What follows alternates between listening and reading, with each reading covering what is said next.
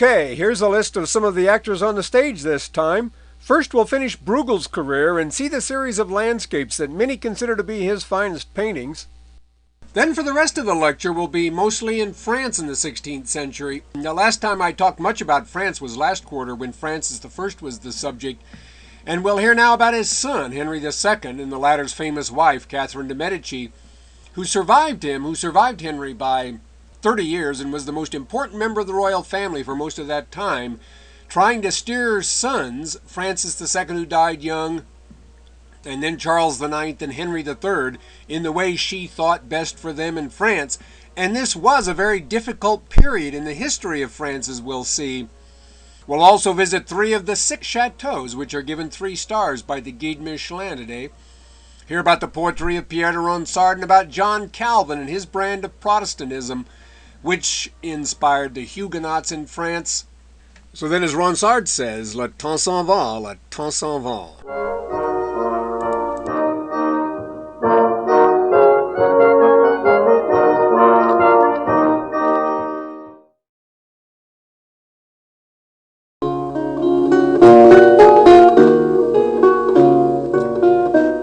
Last time at the end of class I was talking about Peter Bruegel, who, despite the fact that he died at about 40 and certainly lived a life of no great renown, was one of the most important and original artists of the 16th century. He's considered by most to have been the first great painter to do nothing for the church. He's considered by many to have been the first great genre painter, and he's considered by some to have been the first great landscape painter. This is his picture now called The Harvest in the Prague National Gallery, part of a series of pictures commissioned probably in 1565 by a collector named Nicholas Jongelink. There are 5 pictures in this series surviving, and there probably was one other one, although that isn't certain.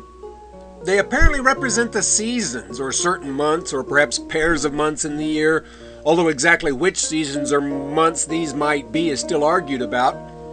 They aren't pure landscapes like the earlier watercolor sketches by Dürer or the view of the Danube by Altdorfer, which we saw last quarter, but Dürer's sketches were, it could be argued anyway, not meant to be works of art in the full sense, and Altdorfer's view of the Danube, while it is an impressive oil painting, is often called the first pure landscape, that is the first landscape without any people in it or without any commemorative or narrative purpose. It is also very small, just about the size of a page in a book, and it's far less memorable for its landscape content than Bruegel's pictures are. We've already seen El Greco's view of Toledo, which is also a pure landscape and a much more impressive one than Altdorfer's, but it wasn't painted until decades after Bruegel painted his pictures, and it would be odd to call El Greco a great landscape painter in any case, although he was the painter of a great landscape. These paintings are likely to remind you of things like the Tréricheurs of Jean-Duc de Berry we saw last quarter too. Paul de Limburg painted the calendar pages for that book all the way back in about 1415, over 100 years before Bruegel painted the pictures we're going to see now. Later this quarter, we'll hear more about the separation of landscape from human activity in the work of Jacob van Ruysdael and the great Dutch landscapists of the 17th century. This is the grain harvest by Bruegel, which must represent some summer month or months, if not summer itself. We're going to see the other pictures in this series now and also hear some dance music by Thomas Usato, who, like Pierre Falaise, by whom we heard a spirited dance piece last time, lived in Antwerp, as Bruegel himself did before his move to Brussels. They may well have met one another.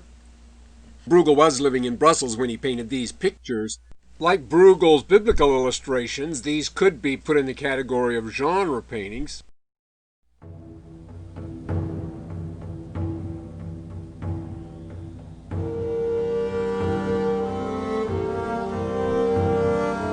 This is the picture now called The Dark Day.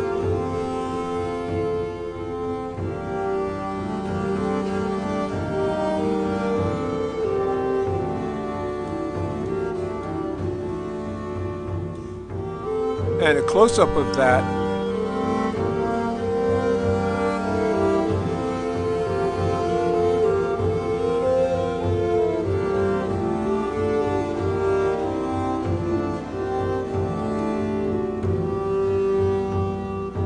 This is the return of the herd.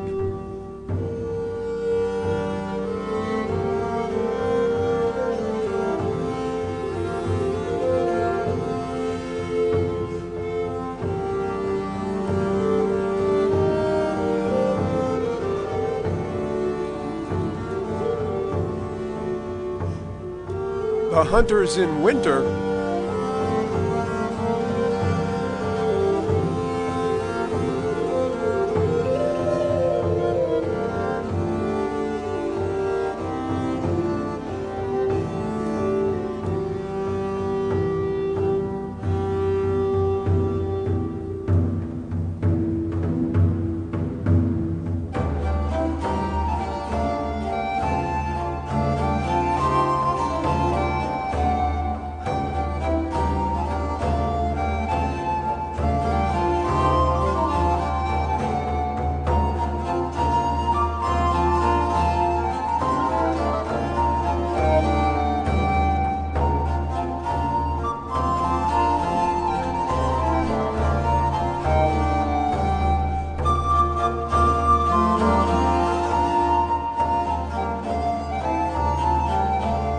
art, glory, freedom fail, but nature still is fair, says Byron. Hemingway says he learned how to describe landscape from looking at Bruegel's pictures.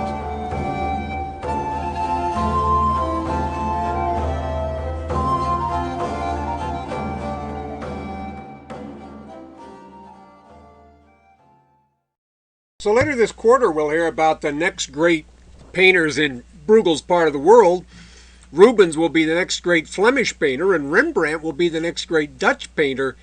Rubens owes very little to Bruegel, I think, and while it would be hard to argue that Rembrandt was very directly influenced by Bruegel, they do have quite a bit in common in outlook, I think, if not directly in style, as we'll see in a few weeks. So we've brought Spain and the Spanish Netherlands up to around 1600. We're going to cross the border now into France and see what goes on there in more or less the same period, the 16th century, up to the reign of Henry IV.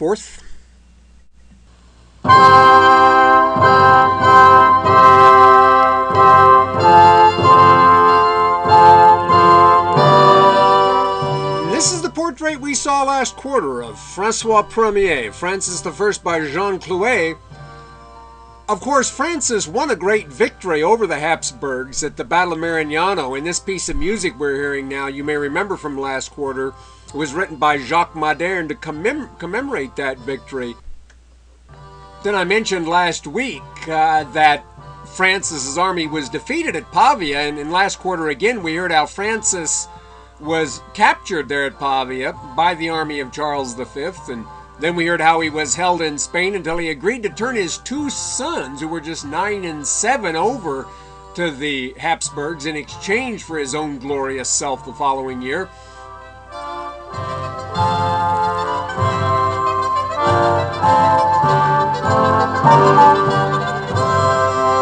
The two sons weren't allowed to return to France until 4 years later, when Charles's aunt and Francis's mother worked out the so-called ladies' peace, or paix des dames.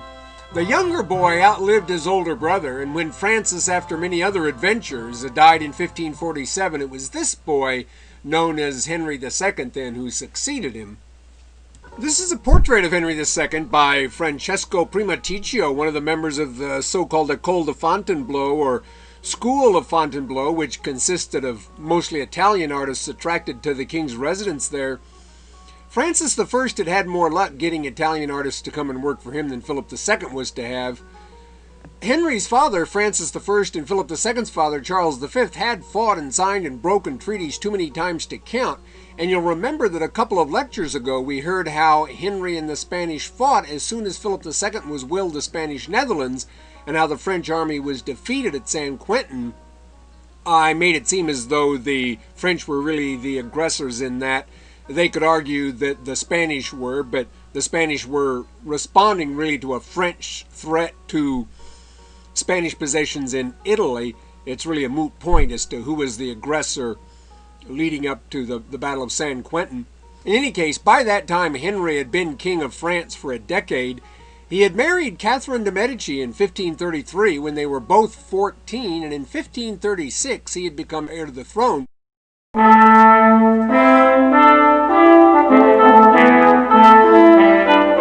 This is the famous tomb in San Lorenzo, which Michelangelo made for Catherine de' Medici's father, Lorenzo, Duke of Urbino, who was the grandson himself of Lorenzo the Magnificent. He's universally said by historians to have been an ambitious jerk. It's worth remembering, too, that Machiavelli dedicated The Prince to him, and he and his wife both lived very fast-lane lives that left Catherine, their daughter, an orphan shortly after her birth.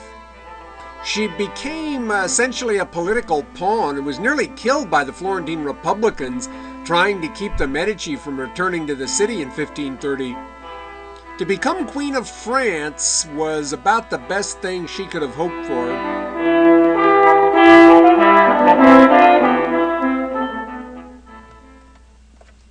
This is a portrait of Catherine by Cornet de Leon, about whom we heard a bit last quarter. He has a distinctive style and is now highly regarded. The Italians have always claimed that French cuisine became world-renowned because she took all the best old Medici recipes to Paris with her when she went. It's said that such different things as Parmesan cheese and ice cream were first served in France in her day, though not in the same dish, I guess. She and Henry had no children for 10 years, and considering they were only 14 when they were married, that's not so surprising, perhaps. Eventually, however, Catherine offered to go into a convent and let Henry remarry, but Francis I himself, her father-in-law, supported her and said to just give it more time, and finally in 1543 something happened, and she had 10 children in about the next 10 years, 5 of whom would become kings or queens, and that's a full house where I come from. She was never very widely popular in France. During the wars of religion, of course, she was hated by the Protestants, but even the Catholics thought of her as base-born, the Medici being only money-grubbing merchants and not royal money-squandering kings. Catherine's daughter-in-law, Mary Queen of Scots, Mary Stuart, referred to the Medici as shopkeepers, but they would have regarded the Stuarts as little better than barbarians. She's usually thought to have been physically plain. About the best thing said about her appearance by one of her contemporaries is that she was a beautiful woman when her face was veiled, which seems to imply she had a good figure, but that's not evident in any portrait of her.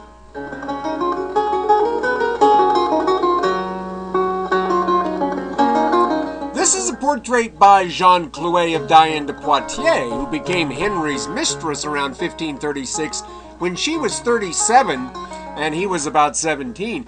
They apparently first met when he was being sent off with his older brother to Spain in exchange for their father back in 1526.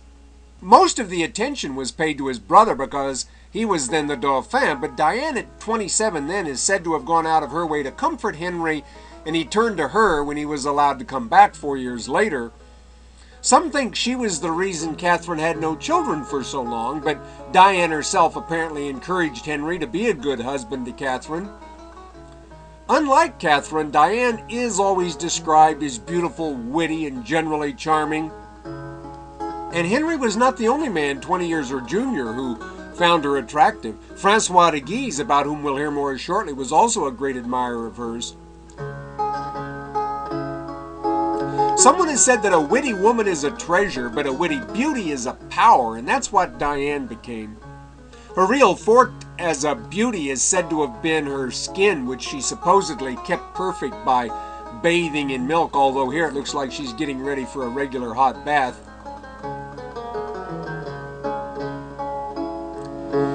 This is another portrait of her by the Italian Luca Penni.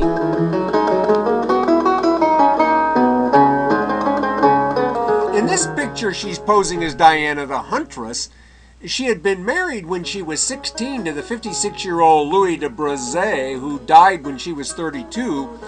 She never remarried, and it is said that she always wore black in his memory, when she wore anything at all, I guess. Skeptics said she wore black because it set off her milky white, perfect skin. In any case, she inherited a lot of money and property from her husband, and was a rich woman before she became the king's mistress. Francis had left a lot of money to Henry, with which he was supposed to pay German Protestants to make trouble for the Habsburgs, but he gave most of that to Diane instead, which was enough to make her, with her inheritance, one of the wealthiest women in the country. This is Diane again as Diane, the huntress, decorating the bronze bas-relief which used to be on the gate of her chateau at Annette, west of Paris, which was part of her inheritance from her husband. This relief, attributed to Cellini, or at least produced by the École de Fontainebleau with which he was connected, is now in the Louvre. One of the most famous events in the mythological Diane's life occurred when the hunter Actaeon came across her bathing in the nude while he was chasing a stag. She was offended and turned him into a stag, which his dogs then killed, although it looks here like they're being attacked by wild boars. And this relief alludes to that episode, the episode with the stag anyway. Actaeon is the stag. This is usually taken to be a kind of metaphor for the dangers involved in dealing with beautiful women.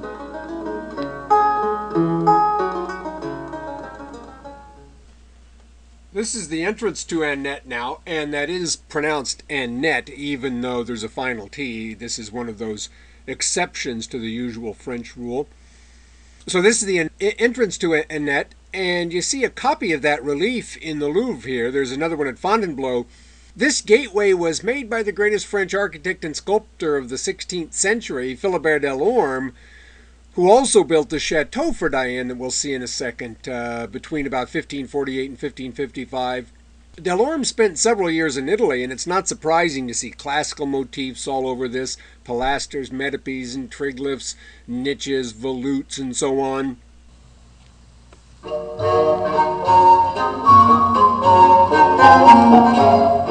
Only one wing of the original chateau survives, which doesn't look very Italian because no one in France would build a house with a flat roof at this time. Only in Louis XIV's day would that become acceptable. He'll put flat roofs on the Louvre and Versailles, and then this will catch on in France. There are pilasters between the windows, though, pediments over the windows in the Italian style. This is, in fact, one of the few things Delorme built that does survive, at least in part, or he would probably be more well known. He was quite a Renaissance man and a good friend of Rabelais. He wrote a book, in fact, on how to build a chateau.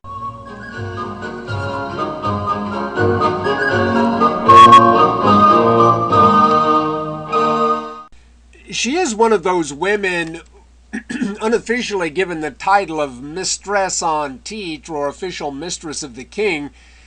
This title more or less amounts to giving her access to the Mistresses' Hall of Fame, I'd say, along with women like Agnès Sorel, Madame de Pompadour, Madame du Barry, Madame de Maintenon. The idea was that since the king usually had to marry for political reasons, or at least for reasons unrelated to his romantic inclinations, he shouldn't therefore be required to go without a woman he really loved, and the Mistress en Titre then served that role. Not all mistresses of French kings are regarded as worthy of the title, only those who were something like unofficial wives on a long-term basis. There was no comparable office of official lover for the queen, however.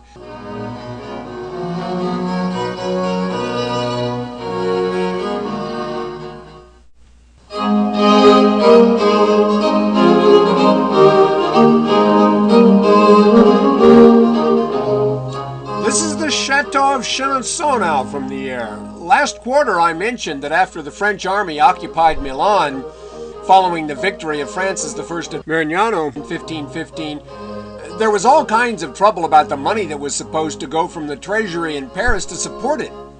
Their treasurer, Jacques de Semblancay, was executed, though many think Francis's own mother was the real embezzler, and one of Semblancay's assistants, Gilles de Berthelot, who built Aizé-le-Rideau, went into exile. We saw Aizé last quarter. Another fellow in the treasury who was tarred, as it were, with the same brush was Thomas Bohier, who built the original chateau here near the riverbank and died while he was being investigated for his part in the money scandal The chateau was then confiscated by Francis and then inherited by his son Henry, who gave it to Diane, who hired Delorme to build a bridge across the river. The chateau's in the Loire Valley, but this is the Cher River.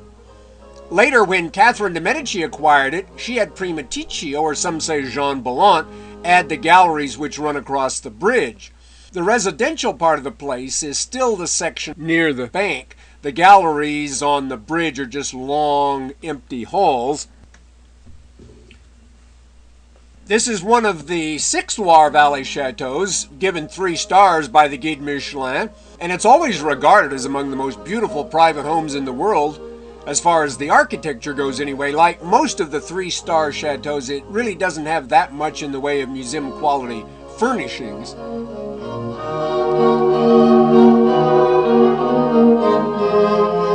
Here you see it down at ground level. It's not certain who the original architect of the residential section was, but Catherine, the wife of Thomas Boyer, is often given a lot of credit for the form it took, just as the wife of Gilles de Berthelot is often given at least partial credit for the appearance of Aizé.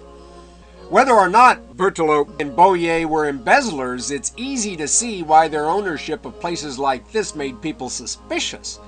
Amazingly, this chateau is still privately owned, although the family that owns it doesn't live in it. I suppose it's just too big a source of income to give up, and maintenance costs alone on a thing like this are, of course, very high.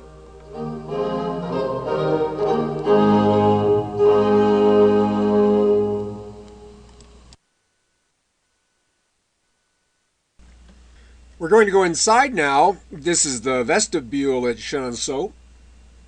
And we're going to hear a piece of music by Orlando di Lasso, one of the most international, most cosmopolitan composers, and one of the most prolific of the 16th century. He was born in Hainaut, in what's now Belgium, in 1532, and French was his first language, and hundreds of songs by him in French survive. And he also set many poems by Clement Marot and members of the Pléiade like Joachim du Bellay and Ronsard, about whom we'll hear more shortly, to music. He spent much of his career in Bavaria, though, and also wrote Italian songs, and the Italian form of his name, Orlando di Lasso, is the one he usually used. He also wrote hundreds of pieces of sacred music. The song we're going to hear is one of the French ones, called Avec vous mon amour finira, You'll Be My Last Love.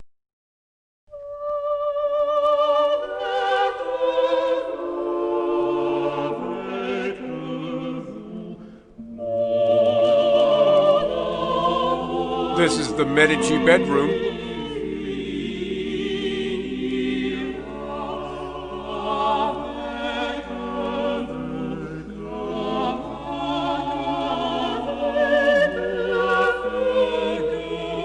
The room of the 5 queens, so-called because 5 queens are supposed to have slept in it.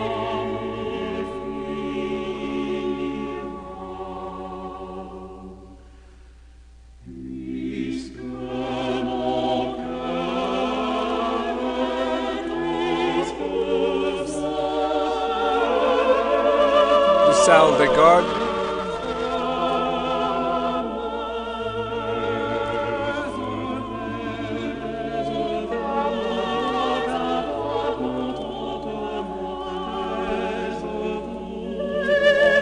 Gallery across the river.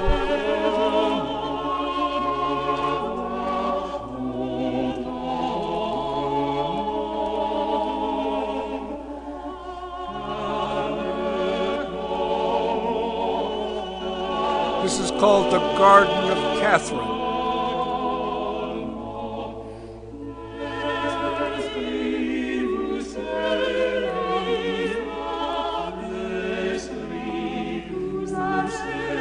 And another look at Chenonceau along the river.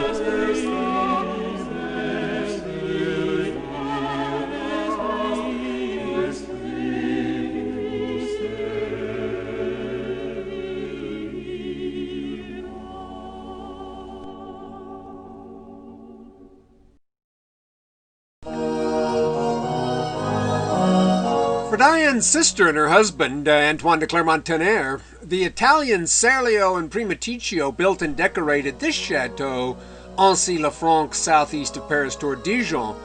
This courtyard now of about 1550 was state-of-the-art in decoration at the time, with all of its Italianate and classical parts, as you saw them at the entrance to Annette: pilasters, niches, corbels, string horses, window surrounds. But with the high roof again, the French wouldn't give up. Now hold this in your mind's eye for just a second, and we'll flash back about 75 years or so to the old courtyard at Chaumont in the Loire Valley. Here it is now.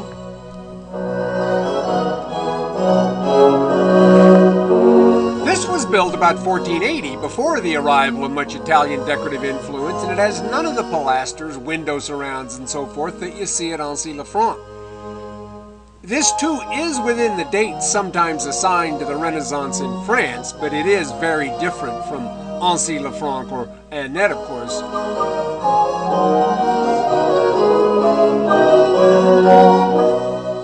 Here's Chaumont from the entrance now. In about 1560, Catherine de' Medici bought this more or less specifically to trade to Diane for Chenonceau. As we'll see, Henry was to die in 1559, and Diane was then immediately persona non grata at the court, and was probably lucky she got to keep even Annette. Catherine was not as vindictive as one might suppose her to have been. Exactly what Catherine's legal right was to Chenonceau is a little bit unclear, but it's obvious she meant to deprive Diane of it, and the offer to trade Chaumont for it was at least meant to keep what amounted to seizure from looking too obvious.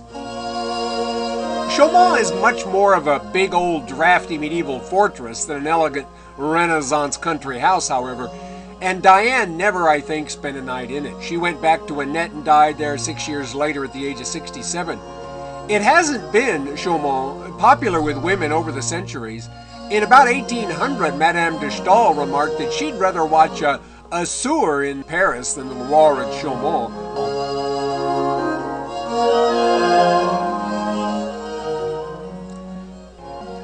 Chaumont was built back at the end of the 15th century, as I said, by George, Cardinal of Amboise. He was the brother of Jacques d'Amboise, who built the Hôtel de Cluny in Paris we saw last quarter. Legend makes Catherine out to have been something like the human equivalent to a black widow spider, poisoning enemies, sticking needles in voodoo dolls, and so on. She certainly was involved with astrologers, alchemists, occultists of various sorts, but she was hardly unique in this. The most famous astrologer of the day was Michel de Notre Dame, known as Nostradamus, whose most famous prophecy regarding the death of Henry II we'll hear more about later. I don't think he was ever at Chaumont, though, Nostradamus, for any length of time. This is the room at Chaumont identified with Cosmo Ruggeri, another astrologer whom she consulted, and there's some device of apparent significance to astrologers or alchemists on the wall. Nostradamus did correctly predict that 3 of her sons would be kings and 2 would be queens, but many of the prophecies in his magnum opus, The Centuries, are not very specific. According to one interpretation, he predicted that the world would end about the time the French Revolution took place. But according to another, it's supposed to end in the year 3797, which gives us a little more time to plan.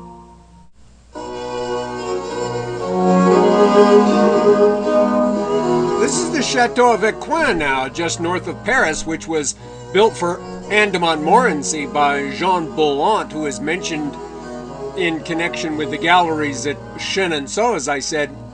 This is essentially more old-fashioned Gothic like Chaumont. But it does have the fast-becoming fashionable Italianate main facade, although again with the high roof.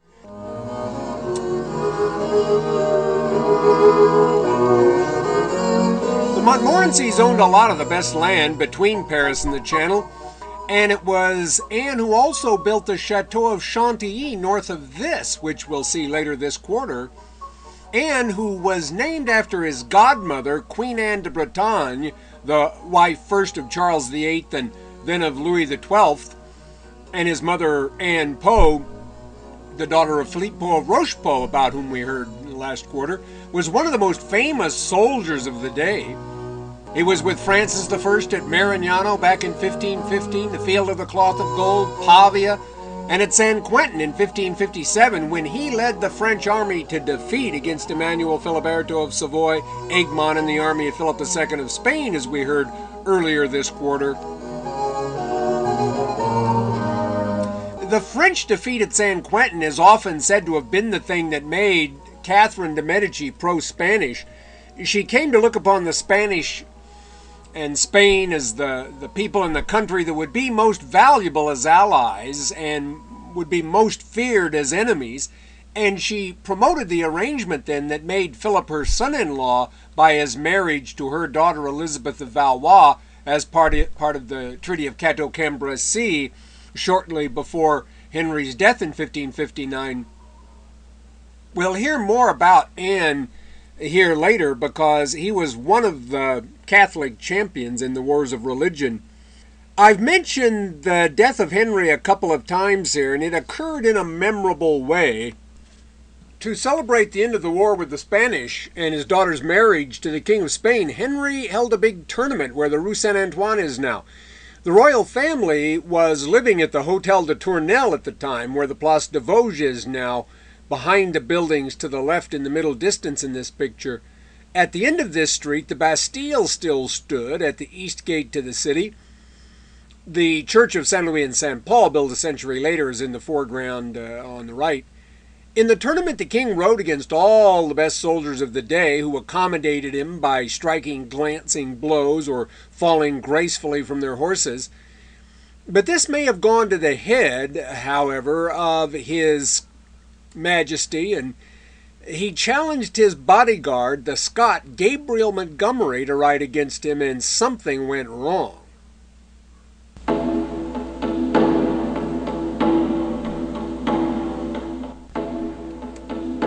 Montgomery's lance hit the king's shield, split, and a piece of it flew up through the king's visor into his face, and he died from the wound 10 days later.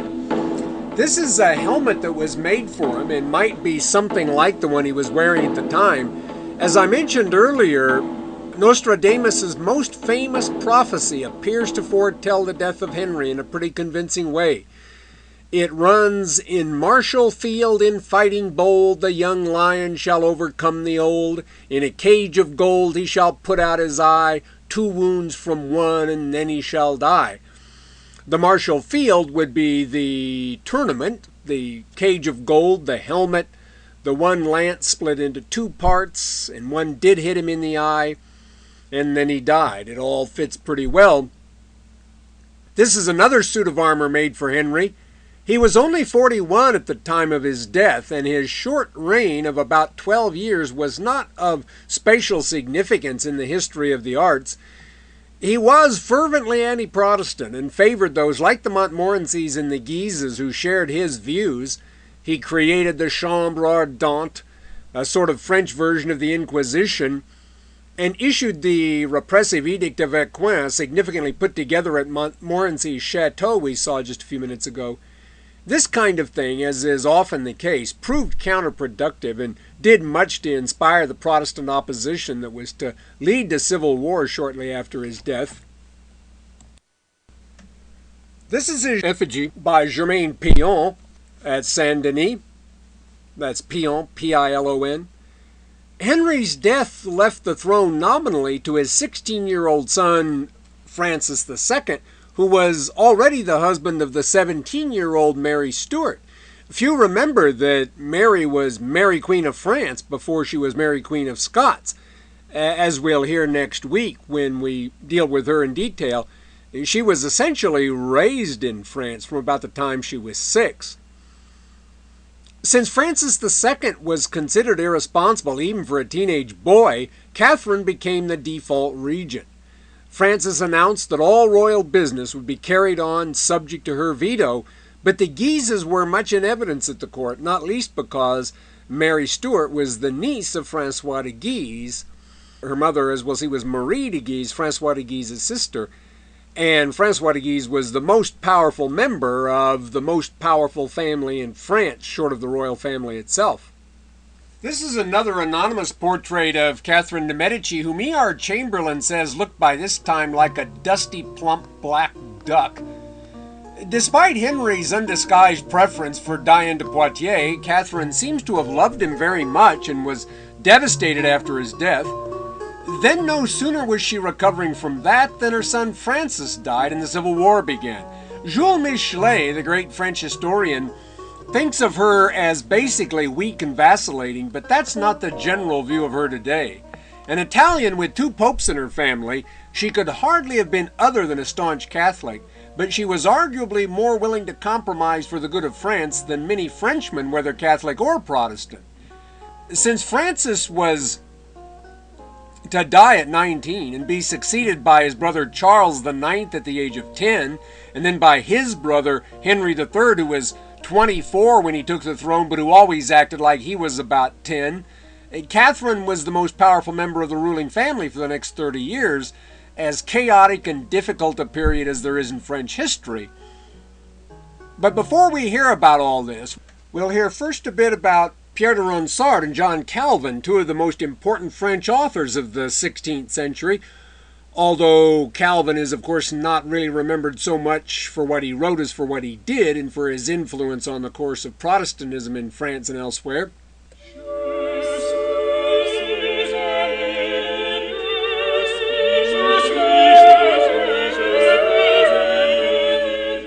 You're hearing a song, Je suis un demi-dieu, You Make Me Feel Like a God, a poem by Pierre de Ronsard set to music by Pierre Certain, one of the leading Parisian composers of the 16th century, of whom we have some 200 pieces of music surviving.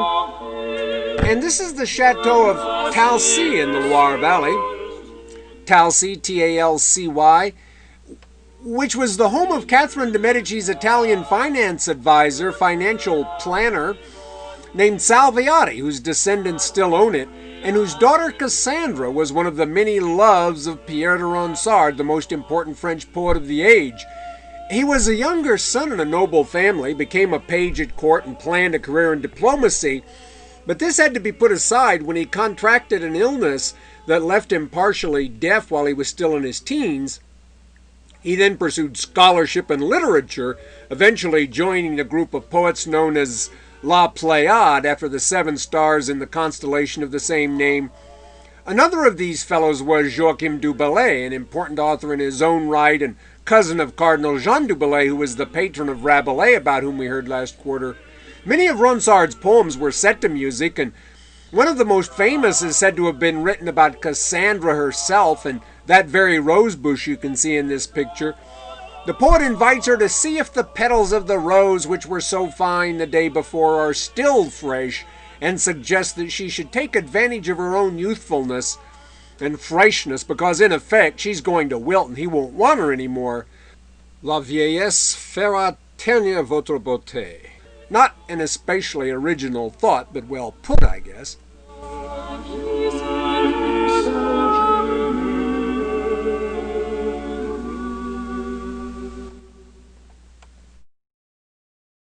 We'll hear another of Ronsard's short poems now, set to music by the composer Guillaume de Costely, and see a little more of Talcy here. This song goes, Je n'eusse jamais pensé, I never thought you'd leave me. A lot of Ronsard's songs really sort of sound like they might have been written by Hank Williams or someone like him. Sort of 16th century versions of My Baby Left Me at the Truck Stop, that kind of thing. The sentiment's very old. La venue sera Inside Talcy now. dame qui cause ma longueur. And another room here. Very little of the furniture or the furnishings, the decoration actually goes back to the 16th century.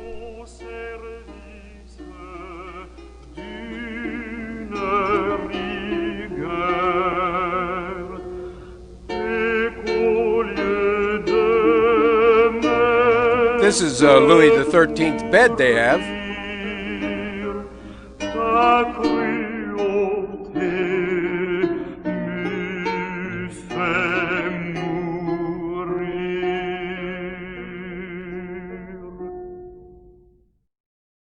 This is is an anonymous portrait of Pierre de Ronsard, who is always said to have been very handsome. He was certainly very popular with the Catholic establishment and wrote rather sycophantic poems honoring most members of the royal family, for which reason he was, of course, considered a bootlicking toady by the Protestants. Ronsard and the Pléiades thought that their predecessors, like Villon, Rabelais, to some extent Moreau, had dishonored the French language by writing about drunks and bums and prostitutes, and by, in general, just being disrespectful to French role models. The Pléiades would use classical models and write about love and glory and gods and heroes in the good old way. Unfortunately, Ronsard's work usually comes across to modern critics as artificial and contrived, especially that part of his oeuvre which he took most seriously, the long, epic poems. The poetry that's now regarded as his best is to be found in the short songs, like the one I just mentioned. His most often anthologized poem is another one of those small-scale works called To Hélène, which contains the famous line, Ronsard me célébrait du temps que j'étais belle. Ronsard writes of an old grandmother sitting by the fire whose fondest memory is that in her youth Ronsard thought she was beautiful. Ronsard me célébrait du temps que j'étais belle.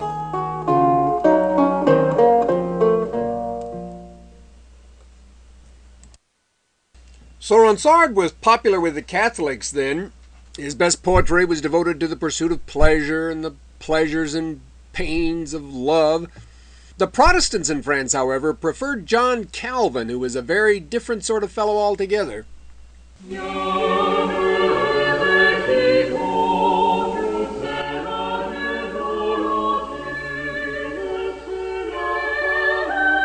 This is the Protestant monument in Geneva, and you see there William Farel, one of the first Swiss Protestants, Theodore de Bèze, Calvin's biographer and right-hand man, John Knox, who took Calvin's view to Scotland, and John Calvin himself, of course. It's worth noticing that an important Protestant is missing from this Protestant monument, Martin Luther. On the other hand, if you go to the similar Protestant monument in Worms in Germany, there's no Calvin. As Luther had foreseen, once the Pope's authority was overthrown, sects proliferated geometrically, and Protestants would often disagree with each other almost as violently as with the Catholics. Actually, there were probably about as many differences among Catholics as there were among Protestants. Each side made the whole religious problem worse by tending to oversimplify the enemy into a monolithic entity which just didn't exist. Today it's difficult to make the differences between Luther and Calvin seem important. To some extent the differences amount to differences in degree or emphasis, but I'm certainly in danger of oversimplifying here myself. For example, one could claim, with some justification at least, that Catholics believed in transubstantiation, Luther in consubstantiation, and Calvin in, as it were, no substantiation at all. For Calvin, the host was only the symbol of the body of Christ. It was in no sense the actual body. Catholics fill up their churches with art and music. Luther had some reservations about art, none about music, and Calvin wanted no art and music only when it used biblical texts. As the hymn we were just hearing when I began this treatment of the Protestant Reformation monument there, one of the Geneva hymns, the setting of a Psalm 128, I believe it is. Likewise, we could say that Catholics believe in freedom of the will, Luther in determinism, and Calvin in a more strict determinism still. At times, Calvin makes it seem that the choice of those who will be saved is just arbitrary, but at other times he's less strict and implies that those who recognize their own inherent sinfulness or exhibit a propensity for hard work, thrift, and efficiency are likely among the chosen.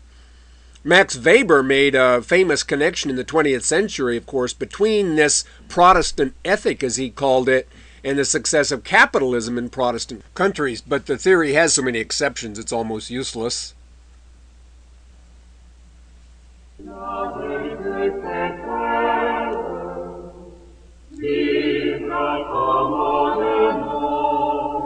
This is an anonymous portrait of Calvin in the Geneva Public Library. Calvin was born and educated in France, but he left for Switzerland when some of his views threatened to get him into trouble, and he had his earliest influence and most pervasive influence there.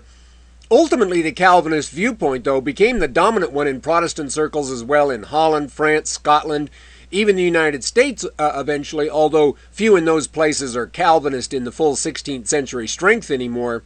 This is the Church of St. Pierre in Geneva now, which was, essentially Calvin's home base, although the pulpit you see there isn't actually the one he used.